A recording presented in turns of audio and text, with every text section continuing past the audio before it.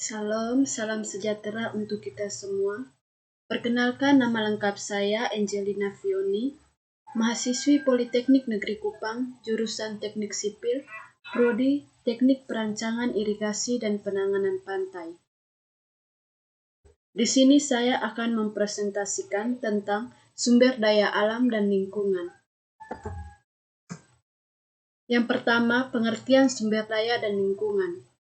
Sumber daya alam adalah semua kekayaan berupa benda mati maupun benda hidup yang berada di bumi dan dapat dimanfaatkan untuk memenuhi kebutuhan hidup manusia.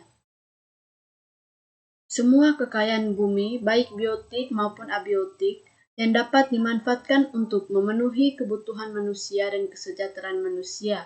Misalnya, tumbuhan, hewan, udara, air, tanah, bahan tambang, angin, cahaya matahari, dan mikroba.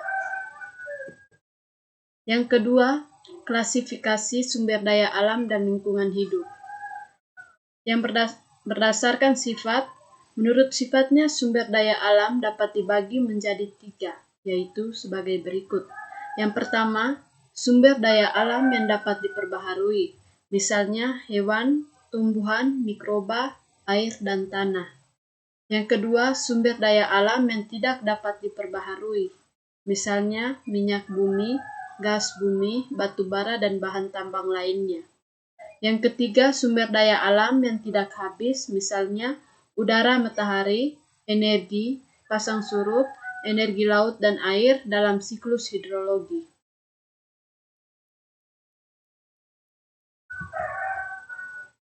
Yang berikut berdasarkan potensi. Menurut potensi penggunaannya, sumber daya alam dibagi beberapa macam, antara lain, yang pertama, sumber daya alam materi, merupakan sumber daya alam yang dimanfaatkan dalam bentuk fisiknya. Yang kedua, sumber daya alam energi, merupakan sumber daya alam yang dimanfaatkan sebagai sumber energi. Yang ketiga, sumber daya alam ruang, merupakan sumber daya alam yang berupa ruang atau tempat hidup. Yang berikut berdasarkan jenis. Menurut jenisnya, sumber daya alam dibagi menjadi 2, yaitu pertama, sumber daya alam non-hayati atau abiotik. Sumber daya alam non-hayati disebut juga sumber daya alam fisik, yaitu sumber daya alam berupa benda-benda mati. Yang kedua, sumber daya alam hayati atau biotik. Sumber daya alam hayati disebut juga sumber daya alam yang berupa makhluk hidup. Yang berikut berdasarkan sumbernya. Sumber daya alam dibedakan menjadi 2, yaitu yang pertama sumber daya alam biotik atau organik, yaitu sumber daya alam yang berasal dari makhluk hidup, misalnya kayu, ikan, batu bara, minyak bumi, dan marmer. Yang kedua, sumber daya alam abiotik atau anorganik, yaitu sumber daya alam yang berasal bukan dari makhluk hidup, misalnya timah, besi, dan kuarsa.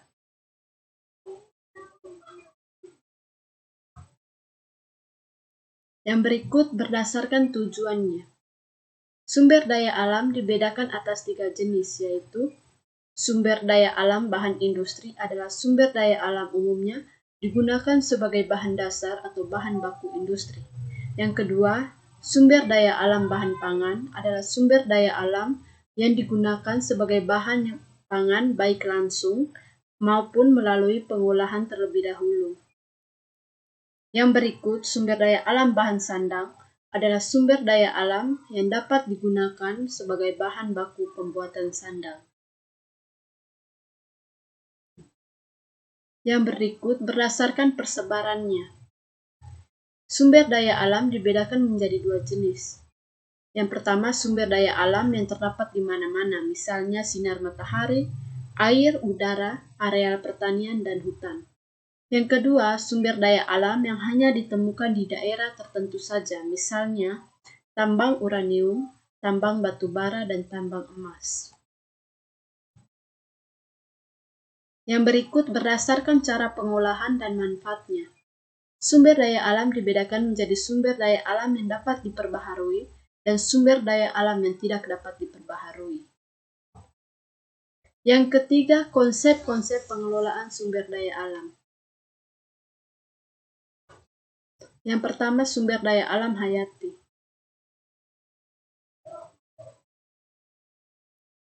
1. Tumbuhan. Tumbuhan merupakan sumber daya alam yang sangat beragam dan melimpah. Organisme ini memiliki kemampuan untuk menghasilkan oksigen dan pati melalui proses fotosintesis. Pemanfaatan tumbuhan oleh manusia diantaranya bahan makanan, bahan bangunan, bahan bakar atau biosolar, dan obat-obatan.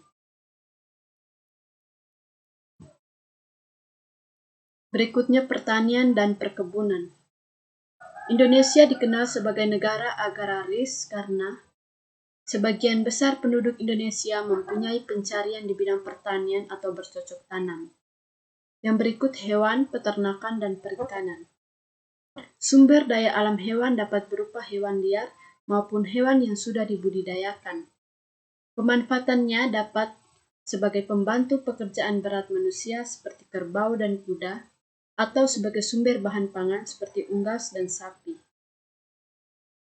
Untuk menjaga keberlanjutannya, terutama untuk satwa langka, pelestarian secara in situ dan ex situ terkadang harus dilaksanakan. Pelestarian in situ adalah pelestarian yang dilakukan di habitat asalnya, sedangkan pelestarian ex situ adalah pelestarian dengan memindahkan hewan tersebut dari habitatnya ke tempat.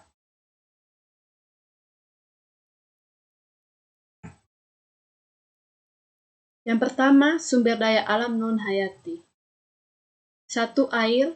Air merupakan salah satu kebutuhan utama makhluk hidup dan bumi sendiri didominasi oleh wilayah perairan. Yang kedua, pada era ini penggunaan minyak bumi, batu bara, dan berbagai jenis bahan bakar hasil tambang mulai digantikan dengan penggunaan energi yang dihasilkan oleh angin. Yang ketiga, tanah. Tanah termasuk salah satu sumber daya alam non-hayati yang penting untuk menunjang pertumbuhan penduduk dan sebagai sumber makanan bagi berbagai jenis makhluk hidup. Yang pertama, hasil tambang. Sumber daya alam hasil penambangan memiliki beragam fungsi bagi kehidupan manusia seperti bahan dasar infrastruktur, kendaraan bermotor, sumber energi maupun sebagai perhiasan. Batu bara dimanfaatkan untuk bahan bakar industri dan rumah tangga, biji besi untuk peralatan rumah tangga, pertanian, dan lain-lain. Tembaga merupakan jenis logam yang berwarna kekuning-kuningan, lunak, dan mudah ditimpa. Bauksit sebagai bahan dasar pembuatan aluminium, emas dan perak untuk perhiasan, marmer untuk bahan bangunan rumah atau gedung, nikel untuk bahan pelapis besi agar tidak mudah berkarat, gas alam untuk bahan bakar kompor gas, mangan untuk pembuatan besi baja, grafit bermanfaat untuk membuat pensil. Yang keempat, masalah kependudukan lingkungan hidup. 1. Masalah kesempatan kerja bagi penduduk yang terus bertambah setiap tahunnya.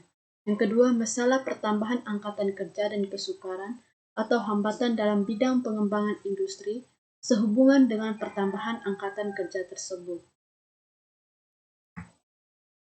Yang ketiga, masalah pengandaan dan permintaan akan bahan-bahan dasar seperti kayu, bahan-bahan mineral, dan bahan-bahan tersebut bila penggunaannya berlebihan dikhawatirkan akan merugikan generasi yang akan datang. Keempat, masalah pembiayaan, penentu arah dan pola pendidikan, riset dan perkembangan teknologi yang sangat berbeda antara negara yang satu dengan yang lain. 5. Masalah yang berkaitan dengan kepincangan neraca perdagangan nasional, di mana perbandingan nilai ekspor dan impor terlalu besar.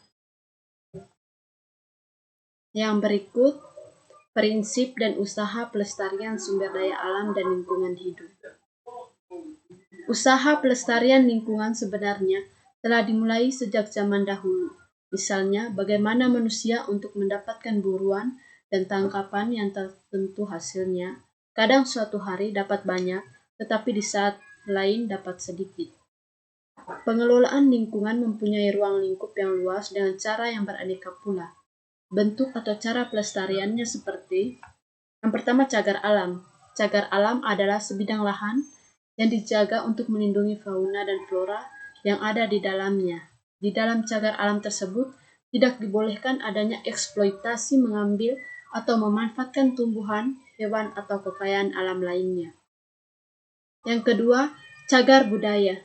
Cagar budaya pun memiliki pengertian yang sama dengan cagar alam, hanya saja yang dilindungi bukan suatu daerah, melainkan suatu hasil kebudayaan manusia, seperti sebuah candi dengan daerah sekitarnya. Yang ketiga, cagar biosfer. Cagar biosfer adalah dapat meliputi suatu daerah yang telah dibudidayakan manusia, misalnya untuk pertanian secara tradisional dan permukiman. Yang keempat, suaka alam. Suaka alam yaitu suatu kawasan yang memiliki ciri khas berupa keragaman dan keunikan jenis flora yang untuk kelangsungan hidupnya dapat dilakukan pembinaan terhadap habitatnya. Yang keempat, suaka marga satwa. Suaka marga satwa yaitu suatu kawasan yang memiliki ciri khas berupa keragaman dan keunikan jenis satwa yang untuk kelangsungan hidupnya dapat dilakukan pembinaan terhadap habitatnya. Yang keenam, Taman Nasional. Menurut Pasal 1, Butir 13, Undang-Undang Nomor 5 Tahun 1990. Taman Nasional yaitu kawasan pelestarian alam yang memiliki ekosistem asli, dikelola dengan sistem zonasi yang dimanfaatkan untuk tujuan penelitian, ilmu pengetahuan, pendidikan, pariwisata, dan rekreasi. Pembangunan Taman Nasional mempunyai asas pokok di mana pengembangan asas tersebut dapat disesuaikan dengan kepentingan, yaitu 1. Suatu taman nasional harus relatif cukup luas. Yang kedua, taman nasional harus memiliki sumber daya alam yang khas dan unik, baik flora, fauna, ekosistem maupun gejala alam yang masih utuh dan asli. Yang ketiga, tidak ada perubahan karena kegiatan eksploitasi dan permukiman penduduk.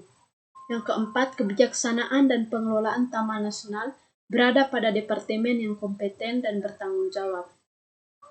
Yang kelima, memberikan kesempatan kepada pengembangan objek wisata alam sehingga terbuka untuk umum dengan persyaratan khusus untuk tujuan pendidikan, ilmu pengetahuan, budaya, bina cinta alam, dan rekreasi.